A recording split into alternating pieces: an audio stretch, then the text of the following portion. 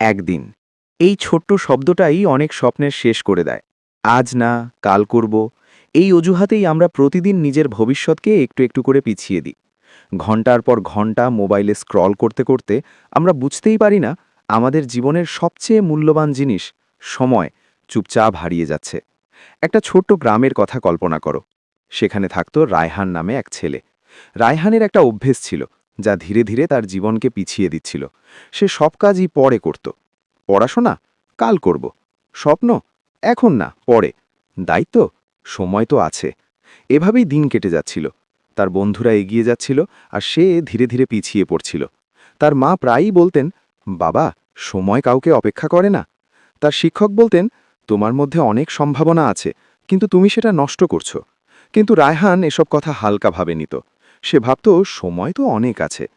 একদিন সেই গ্রামে এলেন এক জ্ঞানী বৃদ্ধ। তার চোখে ছিল শান্তি, আর কথাই ছিল এমন এক শক্তি যা মানুষের মন বদলে দিতে পারে। রায়হান তার কাছে গিয়ে বলল, আমি সব জায়গায় পিছিয়ে পড়ছি, আমি কি কখনো সফল হতে পারবো? বৃদ্ধ তার দিকে তাকিয়ে মৃদু হেসে বললেন, তোমার সমস্যা তোমার ক্ষমতা না, তোমার সমস্যা হলো তুমি সময়কে অবহেলা করো। তারপর তিনি বলতে শুরু করলেন একটি গল্প। এক রাজা ছিলেন, খুবই দয়ালু ও উদার।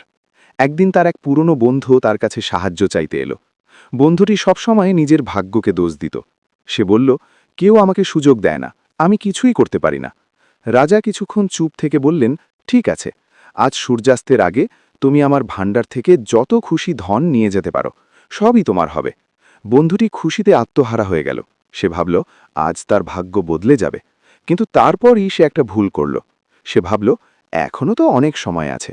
প্রথমে সে খাওয়া দাওয়া করল, তারপর একটু বিশ্রাম নিল, তারপর বলল, একটু ঘুমিয়ে নেই, তারপর যাব। সে ঘুমিয়ে পড়ল আর স্বপ্ন দেখতে লাগল সে ধনী হয়ে গেছে, সবাই তাকে সম্মান করছে।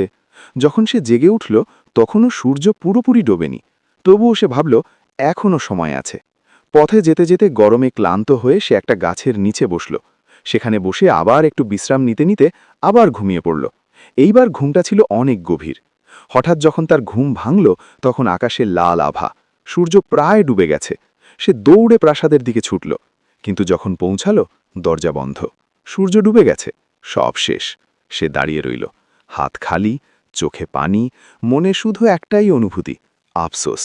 গল্পটা এখানেই শেষ করলেন বৃদ্ধ। রায়হান চুপ হয়ে বসে রইল। তার মনে হচ্ছিল এই গল্পটা যেন তার নিজের জীবনের প্রতিচ্ছবি। সে বুঝতে পারল সে কোনোদিনই অযোগ্য ছিল না, সে শুধু সময়কে গুরুত্ব দেয়নি।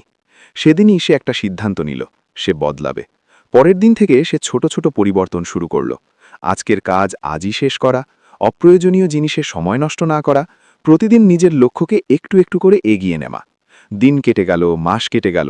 একসময় সেই রায়হান যে সব সময় পিছিয়ে থাকত, সেই রায়হানই সবার সামনে এগিয়ে গেল। তার পরিবার গর্ব করতে লাগল, বন্ধুরা তাকে সম্মান করতে শুরু করল, আর সবচেয়ে বড় কথা, সে নিজের কাছে জিতে গেল। মনে রেখো, সময় শুধু ঘড়ির কাঁটা না, এটাই তোমার ভবিষ্যৎ। তুমি যদি সময়কে মূল্য দাও, সময় তোমাকে সাফল্যের দিকে নিয়ে যাবে। আর যদি তুমি সময় নষ্ট করো, সময় তোমাকে এমন জায়গায় রেখে যাবে যেখানে থাকবে শুধু আফসোস আর হারানো সুযোগ। 1 মিনিট দেরি করলে ট্রেন মিস হয়, 1 বছর দেরি করলে জীবন পিছিয়ে যায়। তাই আজই সিদ্ধান্ত নাও, আমি আর দেরি করব না, আমি আজ থেকেই শুরু করব। তোমার স্বপ্ন অপেক্ষা করছে না, সময়ও না।